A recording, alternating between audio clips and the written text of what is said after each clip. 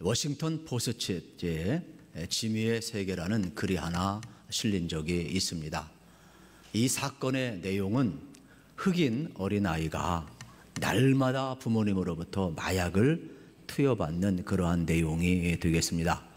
얼마나 큰 충격적인 사건이었던지 사회적인 반응을 불러일으켜서 이 자네트 쿠크라는 여 기자는 이 기사 대서특필로 퓰리처상까지 받았습니다. 많은 사람들이 이 어린아이를 부모로부터 보호해야 한다. 그리고 우리 사회 속에서 마약을 퇴치해야 한다. 건강한 사회를 이루기 위해서는 우리 힘없는 아이들을 보호해야 한다. 그러면서 당신들이 못하면 우리가 돕겠다. 그러면서 그 어린아이의 주소를 달라고 자네트 쿠크에게 많은 사람들이 연락을 했습니다. 그런데 이 기자는 취재원 보호라는 명목하에 알려주지 않습니다. 많은 사람들이 너무 걱정을 해서 결국은 할 수 없이 이 워싱턴 포스트지에서 직권 조사를 합니다. 나중에 알고 보니까 거짓된 뉴스였어요. 꾸며난 이야기였어요. 왜 이러한 일을 했느냐? 이 자네트 쿠크 기자는 이렇게 이야기를 합니다. 자기 선배가 워터게이트 사건을 대서특필하고 일약스타가 되고 천문학적인 돈을 벌고 많은 명예를 짊어지는 것을 보니까 나도 공명심이 발동해서 그랬다. 이렇게 이야기를 했습니다. 공명심이라는 것은 공을 세워서 여러분 자기의 이름을 드러내며 높임과 또 명성을 얻고자 하는 것이 되겠습니다. 어떻게 보면 이 자네트 쿠크라는 기자는 이 잘못된 공명심 때문에 퓰리처상을 반납을 합니다. 그리고 오명을 쓰고 또 사이에 큰 무리를 일으키게 된 것이죠. 실질적으로 여러분 우리 마음속에 이렇게 잘못된 공명심이 있게 되면 개인만 추락하는 것이 아니라 사회 전체가 위기에 빠질 수 있다는 것을 우리는 다시 한번 생각해 보게 되는 겁니다. 오늘 우리가 살펴볼 사도행전 5장이 그러한 내용이 되겠습니다. 초대교회 공동체는 성령 충만한 공동체, 은혜 충만한 공동체, 모두가 건강하고 아름다운 공동체라고 칭송을 하고 있었을 때에 아나니아 삽비라 사건은 엄청난 충격을 주었다라는 사실입니다. 우리가 지난주까지 사도행전 강해를 통해 살펴볼 때 사도행전 2장 44절 45절에서 특별히 이러한 내용이 있었습니다. 믿는 사람들이 다 함께 있어 모든 물건을 서로 통용하고 또 재산과 소유를 팔아 각 사람의 필요를 따라 나누어 주었다 그랬습니다.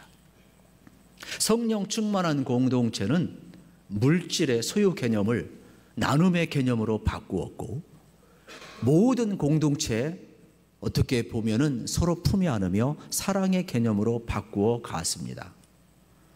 그러면서 그들은 하나됨을 추구했는데 사도행전 4장 여러분 32절에 보면은 믿는 무리가 한 마음과 한 뜻이 되어 모든 물건을 서로 통용하고 자기 재물을 조금이라도 자기 것이라는 이가 하나도 없더라 그랬습니다. 한 마음 한 뜻으로 나아갔다는 사실이에요. 성령의 하나됨을 그 박해의 시대에 오늘날 행정명령은 아무것도 안 해요. 그 당시에는 로마의 박해와 유대교의 박해와 기득권 세력들의 박해 속에서 믿음의 길을 걸어간다는 것은 힘든 일이에요. 자기의 혜택을 내려놔야 돼요. 편리함을 내려놔야 돼요. 그럼에도 불구하고 성령님이 그들과 함께 하니까 한 마음 한 뜻이 되어 나아갔다 그랬어요. 그러면서 그들은 공동체를 위해서라면 어떠한 희생도 자발적으로 아까워하지 않았습니다. 이게 성령 앞에 이끌려 살아가는 교회의 모습이었어요. 그리고 그들이 성령 충만하여 담대하게 예수님을 전했다라는 사실이에요. 그러면 성령의 충만함과 한 마음 한 뜻과 여러분 기도의 하나님의 임재를 느끼고 또 물건을 서로 통용하면서 가난한 자, 병든 자, 연약한 자들을 다 품이 안으며 서로 나누어주는 삶을 살아가는 건강한 공동체를 이룬 이 모습 속에 아나니아 삽비라도 있었다라는 사실. 부족한 사람이 실수한 게 아니에요. 성령 충만한 사람, 한마음 한뜻이 되었던 사람. 어떻게 보게 되면 초대교회 공동체의 일원이었던 아나니아 삽비라이지, 여러분 공동체에서 함량 미달의 사람이 아니었다라는데 초대교회가 위기를 맞이하고 있는 겁니다. 그 당시 제사장과 사회 권력의 핍박 속에서 여러분 이들이 보여주는 모습을 보면 참 놀랍습니다. 그래서 1절에 보면 뭐라고 그랬어요? 그들이 저들의 소유를 팔았다 그랬습니다. 강제로 판 게 아닙니다. 자발적으로 한 겁니다. 이미 사도행전 2장에서 나타났던 이러한 자발적인 모습이 5장에도 나타나고 있는 거예요. 그래서 아나니아 삽비라가 자발적으로 자기의 소유를 팔았다, 이러한 말이에요. 그런데 문제는 여러분 여기서부터 터집니다. 아나니아 삽비라는 하나님의 뜻대로 살기를 원했어요. 그래서 그의 이름이 여러분 얼마나 아름다운지 몰라요. 아나니아는 하나님은 의로우시다, 하나님은 은혜로우시다, 이러한 뜻이에요. 그리고 삽비라는 사파이어에서 여러분 이 보석처럼 아름답다, 이러한 뜻이에요. 정말로 초대교인들은 하나님의 은혜로 살았습니다. 정말로 초대교인들은 의롭게 살았습니다. 초대교인들은 하나님의 사람 앞에서 이름 그대로 아름다운 삶을 사는 그러한 그리스도인이었고 성도였다는 사실이에요. 이게 아나니아 삽비라 이름을 통해서 우리는 알게 되는 겁니다. 이들은 그렇게 자기의 재산을 팔았고 공동체의 어려움을 함께 짊어지기를 원했다라는 사실입니다. 그런데 여러분 지난 시간까지 살펴보면서 이 핍박 속에서 자기 것을 내어놓고 믿음의 길을 걸어가는 그 결정적인 여러분 그 정점에 누가 있었느냐? 바나바가 있었어요. 그래서 바나바는 사도 앞에 자기의 전 재산을 팔아서 내려놓고 공동체의 어려움을 함께 짊어지고 나갈 때 모든 사람이 박수쳤어요. 칭송하고 그분의 권위와 그분의 위로와 그분이 하는 모든 일 속에 신뢰를 다 보냈단 말이에요. 존경을 한 마음에 다 보내. 그러니까 모든 사람이 이렇게 좋은 롤모델이 있으니까 바라보고 싶은 거예요. 교회에는요 롤모델이 필요해요. 교회에는 본받고 싶은 사람이 있어야 되는 거예요. 무슨 일이든지 간에 나는 저분처럼 되고 싶다, 이러한 좋은 모델이 있는 것은 좋은 거예요. 아나니아 삽비라도 바나바처럼 인정받고 싶었어요. 좋은 모델을 따라가고 싶었어요. 그런데 성경은 뭐라고 이야기하느냐? 이 아나니아 삽비라가 은혜의 자리를 잘못된 공명심으로 바꿨다라고 이야기를 합니다. 자발적으로 이렇게 좋은 일에 하고자 하는 헌신은 좋았지만 우리에게 눈에 띄는 단어는 뭐냐? 그것을 팔아서 얼마를 감췄다라는 단어가 있어요. 처음부터 감춘 건 아니죠. 밭을 팔고 보니까 재물이 보인 거죠. 베드로는 이 사건을 가리켜서 뭐라고 이야기를 하느냐? 3절에 이렇게 표현을 합니다. 베드로가 이르되 아나니아야, 어찌하여 사단이 내 마음에 가득하여 내가 성령을 속이고 땅값 얼마를 감추었느냐? 베드로의 지적은 그의 행위가 아니라 그의 중심이에요. 어찌하여 내 마음에 사단이 가득하였느냐? 이렇게 지적을 해요. 그리고 이것은 나를 사도를 속인 것이 아니라 성령님을, 하나님을 속인 것이라고 이야기를 하고 있는 것입니다. 핵심은 마음이에요. 어쩌면은 바나바와 여러분 사랑과 존경을 바나바처럼 받고 싶었을 거예요. 그 마음은 전 나쁘다고 보질 않아요. 아주 선한 마음이죠. 그런데 그 선한 마음에 사단이 들어가고 중심이 재물이 보이고, 이거 내가 노력한 건데, 내가 수고한 건데 이것 없으면 나 어떻게 살지? 내가 보이기 시작하고 재물이 보이기 시작한 거예요. 하나님의 선한 뜻과 여러분 참으로 처음 했던 그 초심이 사단의 마음으로 바뀌어 버렸다, 이러한 말씀이 되겠습니다. 결국 하나님의 뜻과 어떻게 보면 이 땅에서 하나님의 나라를 구하는 이러한 은혜로운 삶이 완전히 중심이 이동되어서 재물과 소유물로 바뀌게 되었다라는 사실, 그만큼 마음을 빼앗겨 버린 것입니다.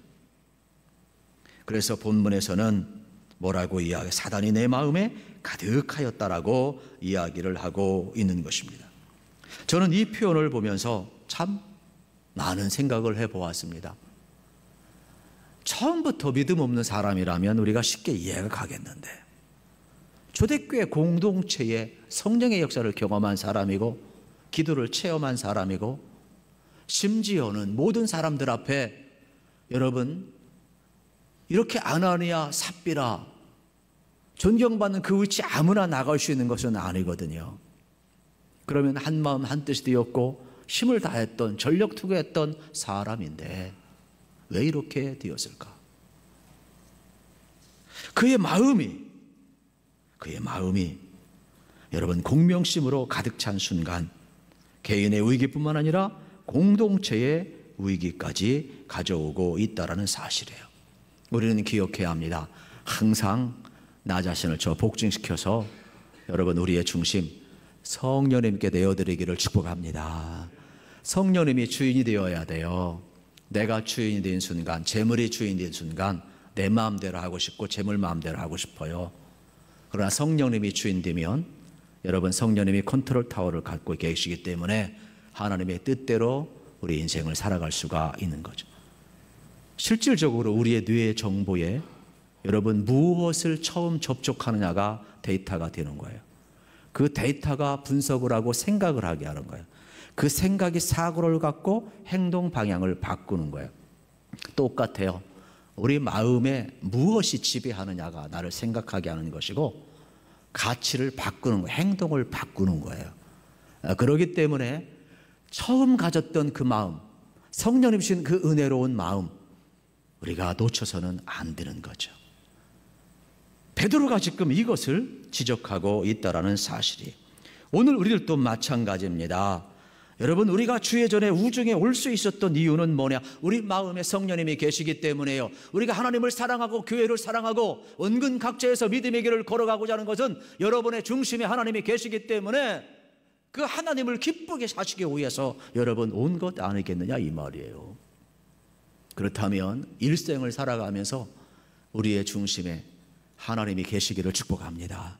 그래서 하나님의 사랑으로 충만하고 여러분들이 하나님이 주인 되고 여러분의 중심에 하나님이 자리를 잡고 있다면 생각하는 것, 행하는 것, 삶의 방향성, 우리의 가치관이 철저하게 여러분 성경적 가치관이 나타날 수가 있는 거예요. 그런데 아나니아 삽비라는 이거를 놓쳐버렸어요. 그래서 우리 마음에 무엇이 가득하느냐가 믿음의 방향과 태도를 결정짓는다는 사실. 우리 예수님도 우리에게 이렇게 마태복음 6장에서 가르쳐주고 있어요. 너희를 위하여 보물을 하늘에 쌓아두라고 이야기를 하고 있어요. 땅은 좀과 동록이 가득하지만 하나님의 나라에는 그런 것이 없다 그랬어요. 그러면서 하늘에 보물을 쌓으라. 내 보물이 있는 곳에 내 마음도 있다라고 이야기를 했어요. 지금 아나니아 삽비라는 하늘의 보물을 쌓을 수 있는 기회가 있었어요. 선택하면 되는 거예요. 처음 초심을 버리지 않으면 되는 거예요. 성령님 앞에 중심을 내어놓았으면 되는 거예요. 그런데 어떻게 되었어요? 중심이 성령님이 아니고 재물이었고 심지어는 자기 마음대로 하고자 하는 여러분 사단의 마음 앞에 사로잡혔다라고 표현을 하는 거예요. 양다리 거친 이 아나니아 삽비라를 하나님은 그의 혼을 어떻게 합니까? 완전히 많은 사람들 앞에서 여러분 불러가고 그가 그 자리에서 쓰러지잖아요. 우리는 기억을 해야 합니다. 초대교회 공동체는 아나니아 삽비라가 어느 정도 재산 가진지 몰라요. 그냥 얼마든지 그냥 결과만 보고 박수 칠 수 있어요. 참 귀한 일 했다. 액수가 중요한 게 아니잖아요. 그의 정성, 그의 헌신, 그렇게 좋은 사람을 본받고자 하는 그 몸부림이 얼마나 여러분 좋습니까? 그런데 성경은 뭐라고 이야기합니까? 이러한 작은 물줄기가 큰 은혜의 강물이 되어야 되는 이 초대교회 역사 앞에 오히려 아나니아 삽비라는 이러한 행위가 아니라 그의 마음의 태도, 그의 중심이 잘못되었다라고 베드로는 지적을 하고 있는 것입니다. 행위보다 중심을 보고 있어요. 그러면서 우리는 기억을 해야 합니다. 지금 내 중심이 어디에 있느냐. 오늘 제가 새벽마다 요즘 디모데전서 후서 강해를 하고 있는데 그러한 내용이 나와요. 디모데후서 5장에 보면 경건의 보양은 있으나 경건의 능력이 없는 자들에게서 돌아서라 그랬어요. 이 말세에 여러분 다 예수 믿는 것 같지만 그렇지 않아요. 오늘날 참 아픈 거예요. 그 당시도 마찬가지죠. 그런 자들에게서 돌아서라 그랬어요. 그런 자들에게서 돌아서라. 오늘 우리도 마찬가지예요. 초대교회 위기를 보면 공명심이 가득 찬, 이건 개인만 망하게 한 것이 아니라 교회 공동체 전체를 위기에 빠뜨릴 수 있었다라는 사실이에요. 그래서 두려움이 가득 찼었습니다. 믿음이라는 것은 삶에서 실천해야지 부풀리는 것이 아닙니다. 믿음은 경건은 차는 것이 아니라 삶 속에서 능력으로 나타나야 된다라는 사실이에요. 오늘 우리도 마찬가지입니다. 지금 믿음으로 사는 것, 보이지 않는 것 같지만 바라는 것들의 실상이요, 보지 못하는 것들의 증거라 그랬어요. 그러므로 저는 여러분들이 살아계신 하나님을 바라보시고 여러분 믿음으로 담대히 살아갈 수 있기를 축복합니다. 어느 부자 청년이 예수님 앞에 오지요. 선한 선생님이여, 내가 무엇을 하여야 영생을 얻으리이까? 하나님 한 분밖에 선한 이가 없는데 너는 왜 나보고 선하다 하느냐? 그러면서 이 구두자 청년에게 예수님이 물어요. 내가 정말로 영생을 얻고자 하는데 하나님 말씀을 잘 지켰느냐? 그랬더니 부자 청년이 이야기해요. 제가 십계명을 잘 지켰습니다. 예수님 말씀하죠. 참 잘하였도다. 칭찬을 기대하고 있는데 공명심이 가득한 이 부자 청년에게 예수님이 이렇게 한 말씀 또 던지네요. 오히려 네게 부족한 것이 하나 있으니 네가 가진 재산을 팔아서 가난한 자에게 나누어 줘라. 그런데 성경에 보면은 이 부자 청년이 근심하며 돌아갔더라 그랬어요. 구두자의 모습은 좋은 거예요. 십계명 지킨 것은 대단한 거예요. 그런데 그의 중심에 하나님보다는 그의 중심에 여러분 뭐가 있었어요? 재물이 있으니까, 자기가 주인 되니까 근심하며 떠나갔다, 이렇게 말씀을 하고 있는 거예요. 그렇습니다. 세상의 재물을 내려놓지 못하고 여전히 중심에 하나님을 모시지 못하니까 근심하며 떠나갈 수밖에 없는 거예요. 아무리 구두자의 자세를 갖는다 할지라도 마음의 중심에 하나님을 모시지 아니하면 거기에는 생명의 역사가 일어나지 않은 거예요. 이건 잘못된 공명심이에요. 그래서 4절에서 그의 그릇된 행동, 성령을 속인 거라고 이야기하잖아요. 땅이 그대로 있을 때는 내 땅이 아니며 땅이 그대로 있을 때 내 것 아니었느냐 이 말이죠. 판 후에 내 마음대로 할 수 없더냐? 팔았으니까 내 마음대로 할 수 있지 않느냐 이 말이잖아요. 어찌하여 이 일을 내 마음에 두었느냐? 사람에게 거짓말한 것이 아니요 하나님에게로다. 베드로는 사도를 속였다고 보질 않았어요. 이거는 하나님 앞에 거짓말한 것이라고 이야기를 하고 있는 겁니다. 왜 그랬을까? 잘못된 공명심이죠. 사람을 의식하고 자기 공을 내세워서 자기도 인정받고 싶은 마음 이해는 하지만 사람 앞에 인정받고 싶은 잘못된 공명심 때문에 하나님이 보고 계신다는 것을 놓쳐버린 거예요. 성령님이 보고 계신다는 것을 놓쳐버리는 거예요. 저는 이 위기가 어떻게 바뀌어 가느냐, 9절에 보게 되면은 여러분 삽비라도 똑같은 일을 행하고 말아요. 9절에 보면 베드로가 이르되 너희가 어찌하여 함께 꾀하여 주의 영을 시험하려 하느냐. 여러분 어떻게 보면은 초대교회는 두려웠을 거예요.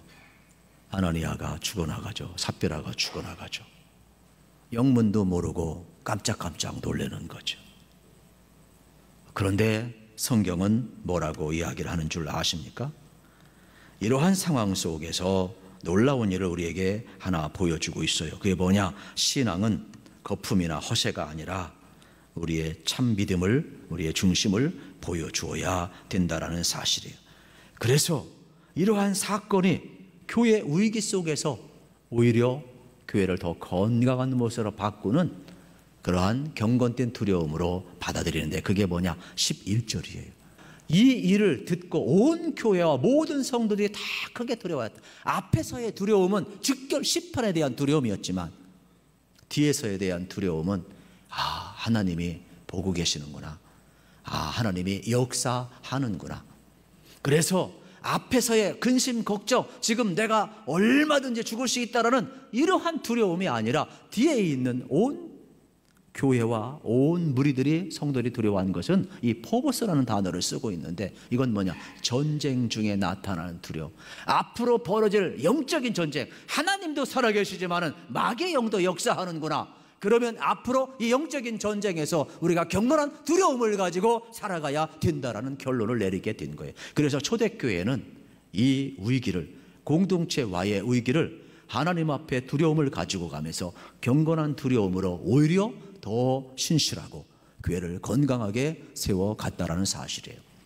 여러분, 이 공명심이, 잘못된 공명심은 자기 공을 드러내서 이름을 높이고 인정받고 싶은 것이지만은 한자의 뜻에서 보게 되면은 이러한 뜻이 있어요. 사사로움이나 치우침이 없이 공정하고 명백한 마음이라 그랬어요.